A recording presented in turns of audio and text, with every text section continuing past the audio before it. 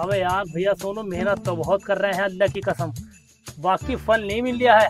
फल तो तू मकसूद चच्चा की दुकान पे से उतने ले ले जितने तुझे चाहिए। बाबली भेड़ी है क्या, मैं उस फल की बात ना कर दिया। चला आप के पास चल जाएंगे, उससे कहेंगे कि हमारी वीजा निकलवाओ, हम भी सऊदी कुवैत जाके पैसा कमाओगे। हाँ चाहे हमें बकरी चुगानी पड़े, हाँ चल हम भी जाएंगे।